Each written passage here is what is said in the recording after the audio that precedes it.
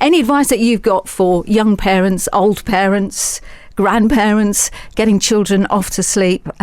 What advice have you got? I have got a man here who has got some of the answers, and he's got the answers to mum and dad's prayers. Rory Z Fulcher, hypnotherapist and stage hypnotist from King's Lynn, and he's written a book called Sam the Sleepy Sheep, the best way to get children to go to sleep. And once again, by the way, I'd love to get your stories on how you managed to get your children off to sleep, grandchildren as well. 01603 617 321. But Rory, hello, good morning. Thank you very much for coming in. You have a copy of the book that you brought in with you. Sure do. How long did it take you to put together?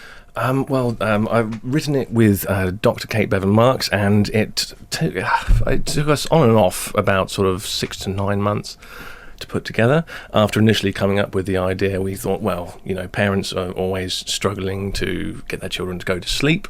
What could we do to help? Being hypnotists and hypnotherapists, we know how to get people into a nice relaxed state of sleep. So it was pretty much, the go-to idea straight away. Let's write a book to help parents get children to go to sleep. Had you had parents contact you and say, what can you do? What can you do to help me? I'm at the end of my tether here. What can I do? We run hypnosis courses, and on the courses we get a lot of parents say, well, so can we use these techniques on children? Can we just go to sleep and they'll just go to sleep?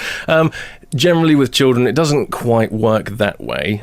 You don't have to be quite so direct with children. Indirect methods work a lot better, like telling stories, which is why we decided to kind of put that one out there. So how different is it if you try to talk to children? 'Cause I was going to ask you how safe it is, because you would worry as an adult of using hypnosis on a young child. You might, but that's from a perspective of someone who doesn't know anything about hypnosis. It could seem possibly dangerous. It could seem mystical, magical. It's not. It's a perfectly natural, normal state of mind. Everyone goes through the state of hypnosis every day. When you go to sleep and when you wake up in the morning, that transitional period in between is hypnosis. Is it? How? It's not being used formally as hypnosis. It's the exact same mind state. Your brain waves are working exactly the same way as in hypnosis, except they're not being used.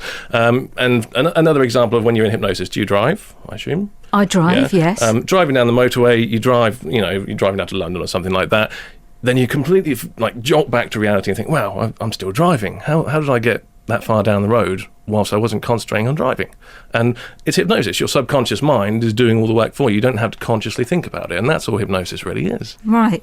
Well, and how successful is it then for children to try these different methods? And I'll get you to outline what the method is. Sure. Children are really highly suggestible. Like in comparison to adults, it's a broad range. Some adults are really suggestible, some adults are not so suggestible. Children, however, a lot of them are a lot more suggestible because, to be quite frank, they're not quite as jaded as some of us. We've seen lots of stuff and we think, wow, that hypnosis stuff, that's fake. Until you have it done to you, you're not going to know. But children don't know, and again, by doing it with a story, you're using metaphors, so children aren't going to pick up that you're hypnotizing them. You're not really hypnotizing them. You're just getting them to relax, and to accept suggestions of relaxation and suggestions that going to sleep is okay. And it's actually quite nice, and you can dream and you can have fun. I'm sorry, I'm slipping into my hypnosis. You are, aren't you? So I thought, hang on a minute here. And we're back in the room. Right. But Sam the Sleepy Sheep, where did that character come from? I'm interested that you've picked sheep when we talk about counting sheep.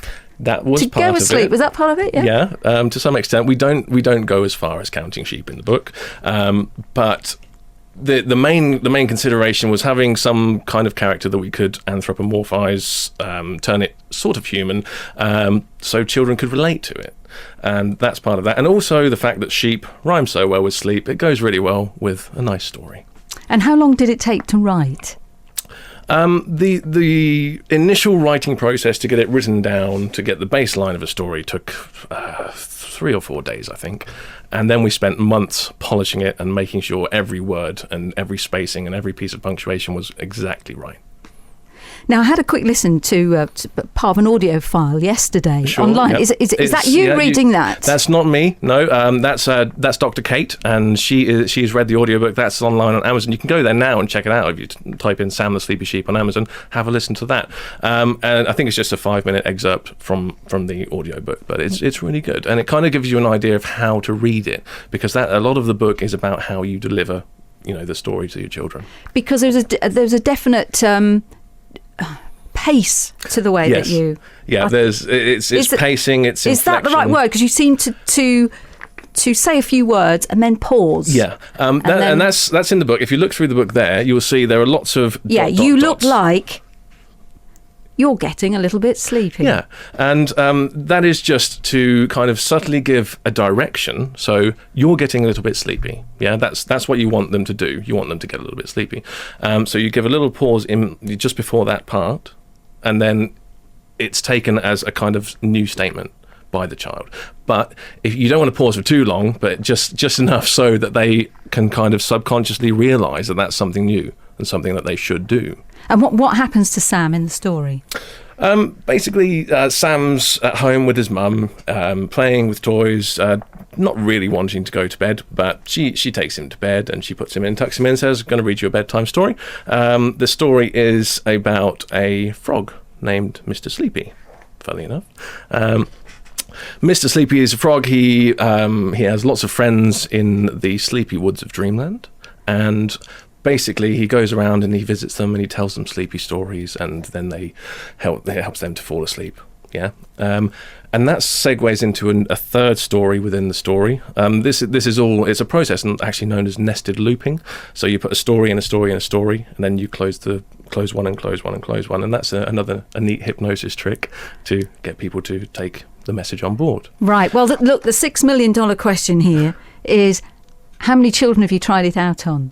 We've tried it out on a fair few children and a fair few adults, and it works really well. And I have to say the editing process was really hard. Just reading the words over and over again, I struggled to keep my eyes open through the entire thing. But we've had a lot of positive feedback from it. Yeah. Excellent. And the parents that read it say I could barely keep my eyes open during reading it as well. So it could happen But mind you, the parents are probably nearly dozing off anyway, aren't they? If you've got trouble getting them to sleep, then you could be a little tired. So yeah, read it to yourself afterwards. You can get back to sleep. It'd be great. Right, okay. Well, stay where you are, Rory. We'll just take a break for some travel and come back and talk some more about this book. BBC Radio Norfolk.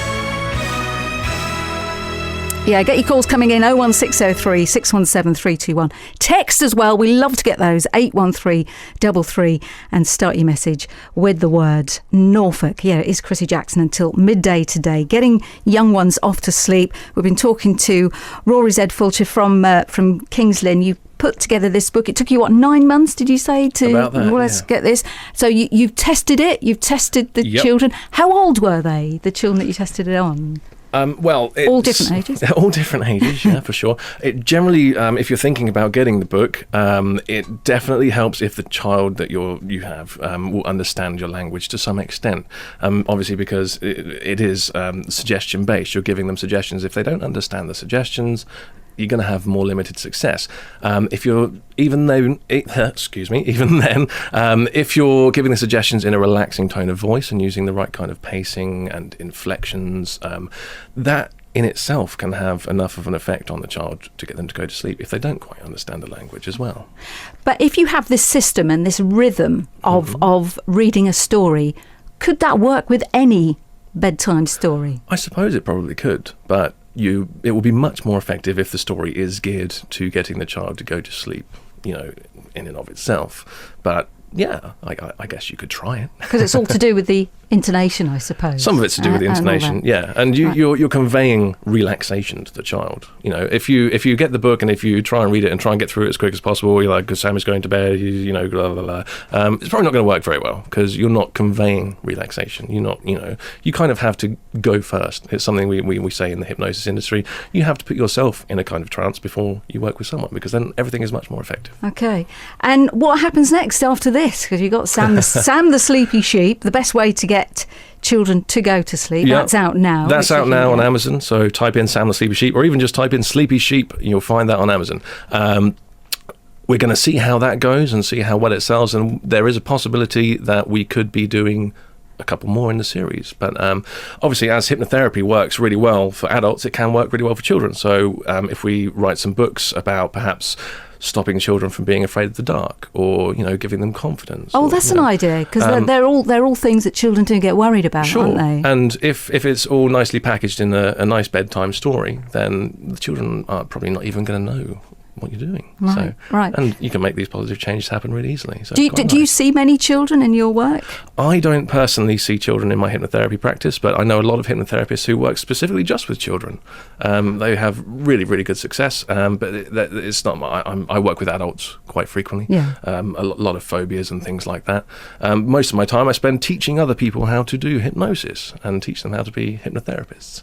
We have a training company. It's called the Hypnotherapy Training Company, strangely enough. Website is www.hypnotc.com, and if you want to learn how to become a hypnotherapist, you can go there, and we can teach you how to do that. Okay, it's really all right. cool. Well, look, Rory, thanks ever so much for coming in and having a chat, and we'll tell everyone that Sam the Sleepy Sheep, the best way to get children to go to sleep. I'll tell you what, look, just before you go, will you just read just the beginning bit? Go on, I can read people. a little. Just read a couple of sentences, because listen, everyone, because this is how you are supposed to read a book. Go on, Rory, off you go. Sure. This is just from the start, so don't worry if you're listening. You won't go to sleep during this part, okay? That's fine. So Sam the Sleepy Sheep had a wonderful day with his family and friends, but now it was getting late and almost time to go to sleep. Now, Sam was exactly as old as you are and loved to do all of the things that you do, playing with toys and having fun. And so after putting on his pyjamas and playing for a little while, his mummy said, "You look like you're getting a little bit sleepy." There we are. See, it's all in the way you read it. Rory, thank you very much for coming in. No problem. Thanks for your time. Thanks for having me. Carly Simon, and nobody does it better. Rory from King's Lynn is still here. So he was talking about getting children off to sleep and that book, Sam the Sleepy Sheep.